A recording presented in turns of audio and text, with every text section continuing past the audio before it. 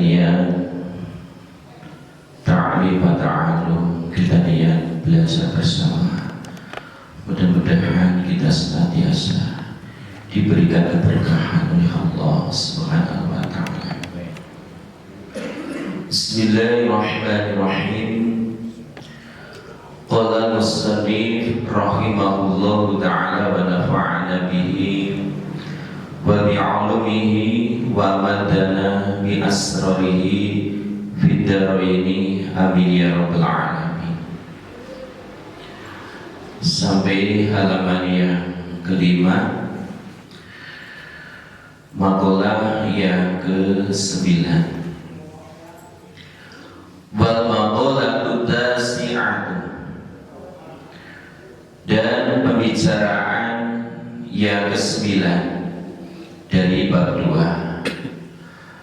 An Sufyan ats-Tsauri,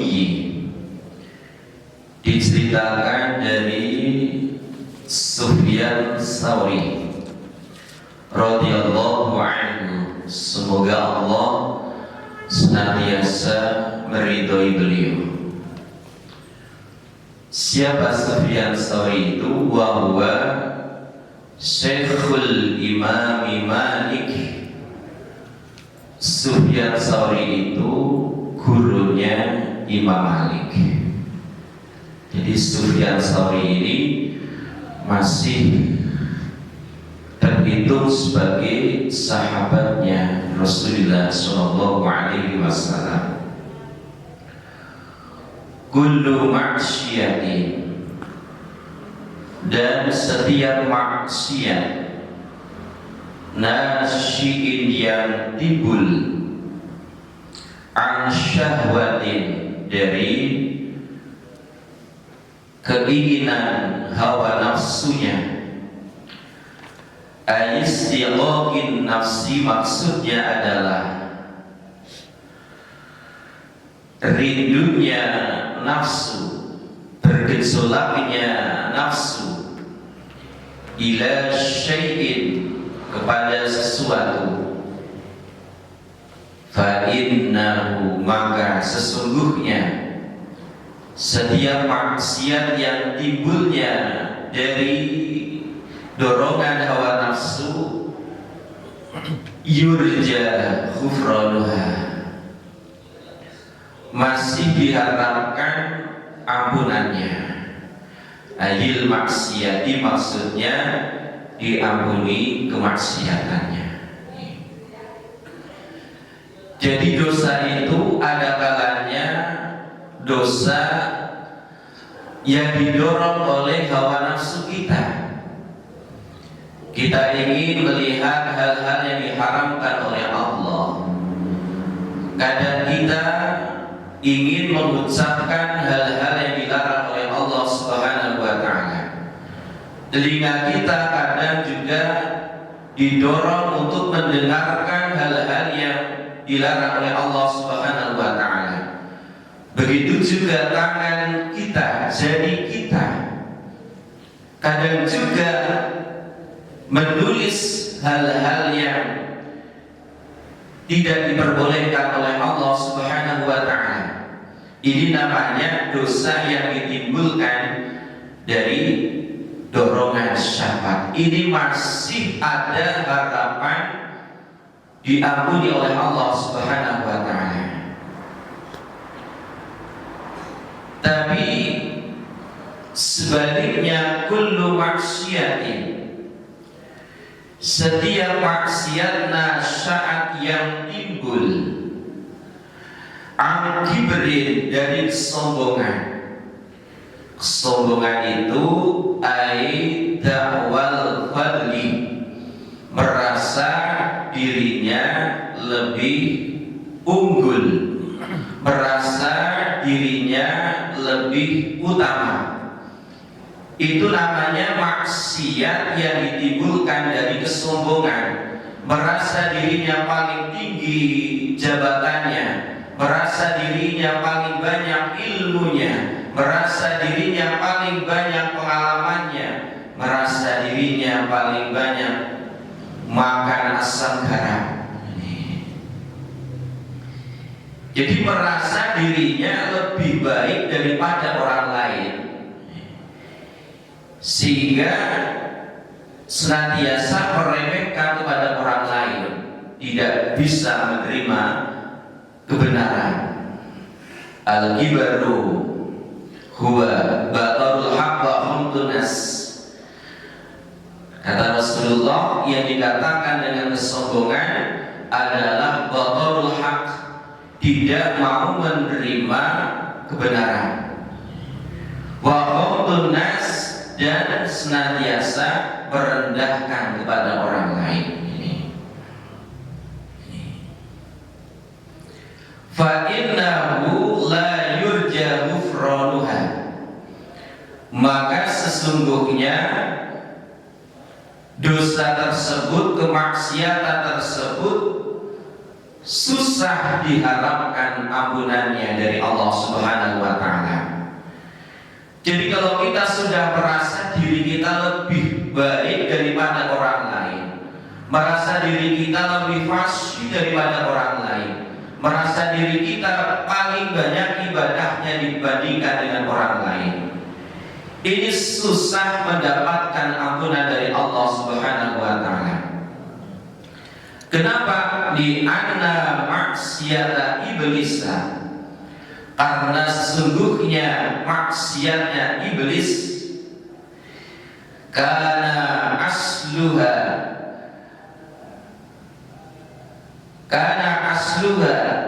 asalnya timbul ajil maksiati, maksudnya kemaksiatan tersebut, maksiatan iblis itu min kibrin, dari kesombongan, yang mana iblis yaz'amu, menyangka annahu, bahwa dirinya khairun, lebih baik, min sayyidina, dari sayyidina Adam, dari sayyidina Adam.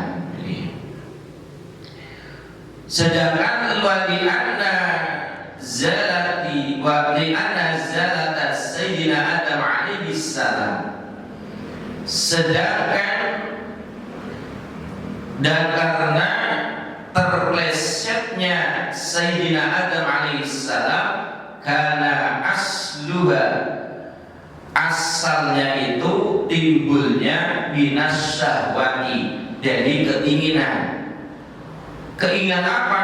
Bisa babi istiyaihi, sebab ada gejolak keinginan ila lau'i samrati syajarati syahwatil mumtaha'u, untuk mencicipi buah pohon yang diinginkan oleh Nabi Adam, al-manhiyu anhu, yang dilarang oleh Allah Subhanahu wa taala. Jadi ada keinginan untuk mencicipi buah khuldi, sehingga karena timbulnya dari keinginan syahwatnya, sehingga Nabi Adam ini segera bertobat pada Allah Subhanahu wa taala, merasa dirinya bersalah. Beda dengan orang yang sombong, sudah salah tapi tidak mau mengakui kesalahannya. Ini yang dilakukan oleh iblis. Sebagaimana di dalam Al-Quran surat Al-Baqarah ayat 34, wa idh qulna lil malaikati isjudu li Adam, dan sebutkanlah ketika kami Allah mengatakan, memerintahkan kepada para malaikat, sujudlah kalian kepada Nabi Adam. Fasajadu, maka seluruh malaikat ini sujud, illa iblisa, kecuali iblis. Dia aba, membangkang, wastakbaro, dan takabur, merasa dirinya lebih baik daripada Adam. Iblis diperintahkan sujud oleh Allah Subhanahu wa taala. Menurut Asy-Syaikh Jalaluddin dalam tafsir Jalalain, bukan sujud seperti kita sujud ketika sholat, tapi sujudnya hanyalah membungkukkan badannya sebagai penghormatan untuk Nabi Adam. Lah iblis ini sebagian ulama seperti Al-Imam Al-Baghawi ini mengatakan bahwa iblis ini adalah dari golongannya malaikat yang disebut dengan malaikat Az-Zajil. Tapi setelah dia membangkang perintah Allah sehingga dia diberi nama iblis. Iblis itu artinya terputus dari rahmat Allah, terputus dari kasih sayang Allah Subhanahu wa taala. Sedangkan menurut Al-Imam Al-Baghawi, menurut pendapat yang lain, menurut Al-Imam Al-Baghawi bahwasanya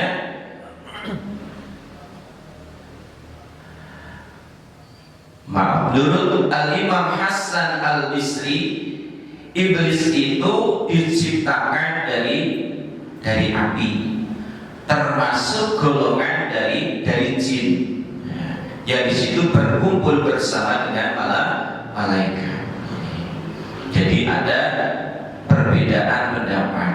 Menurut Al-Imam Al-Baghawi dari Ibni Abbas bahwasanya iblis itu dari jenis malaikat.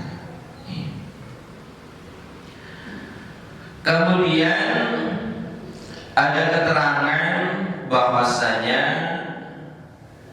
ummahatul kibri arba'un, induk daripada kesombongan ini ada 4. Pertama ana,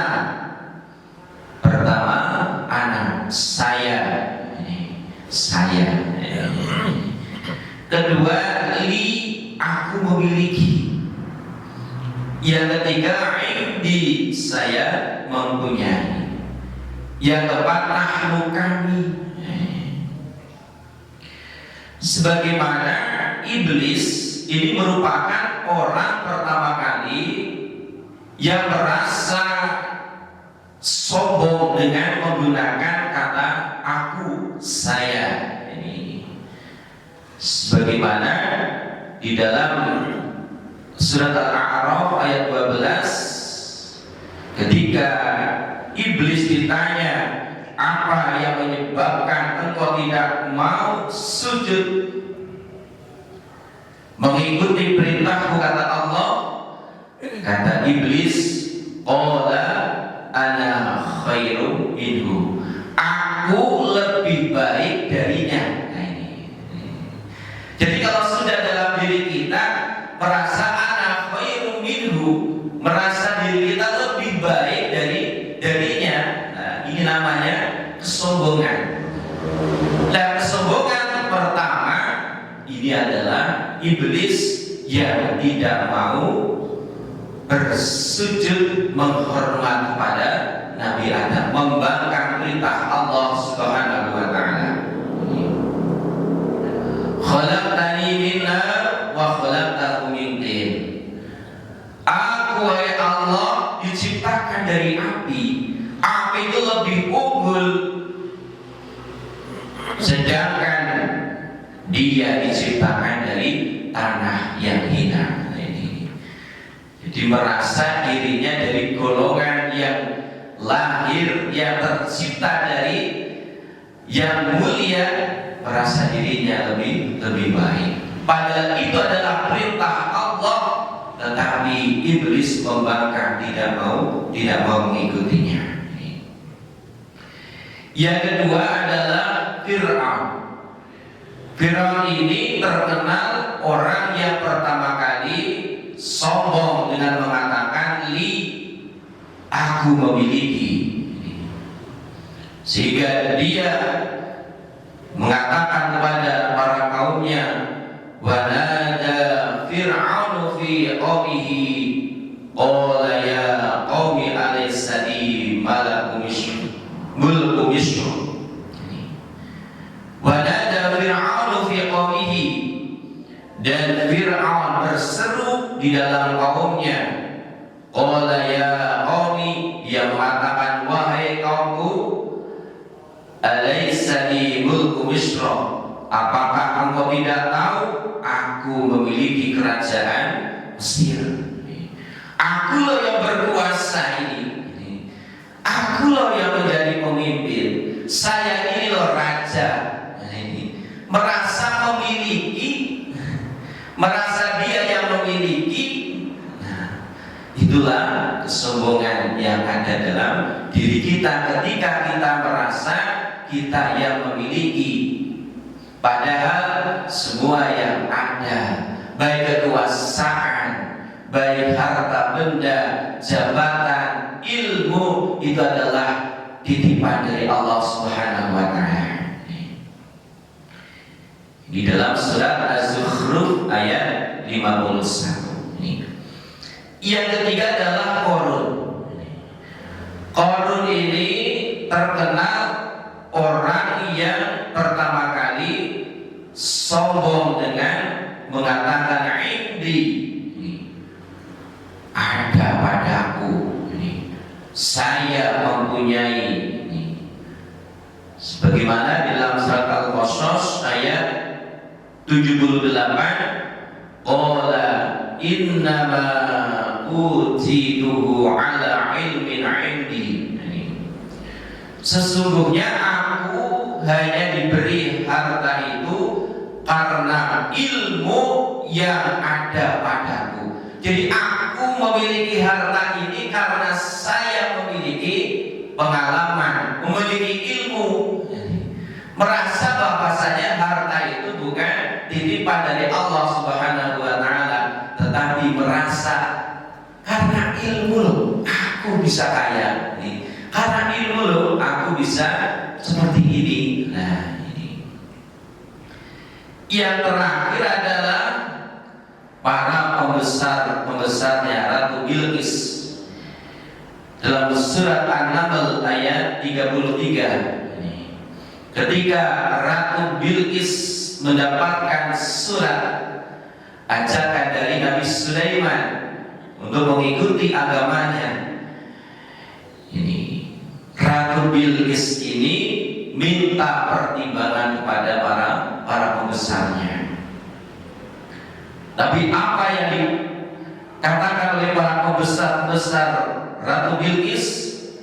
Mereka mengatakan qalu nahnu ulu quwwah, qalu nahnu ulu quwwah. Mereka mengatakan nahnu, kami loh memiliki kekuatan, kami loh memiliki pengawal yang banyak, pasukan kita loh banyak, penggemar kita loh banyak. Wa ulu ba'sin syadid, kita memiliki keberanian yang sangat di dalam peperangan.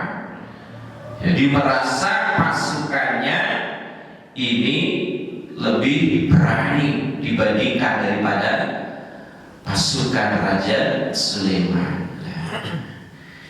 Jadi kesimpulannya, kesombongan yang ada dalam diri kita, mari kita sedikit demi sedikit kita hilangkan.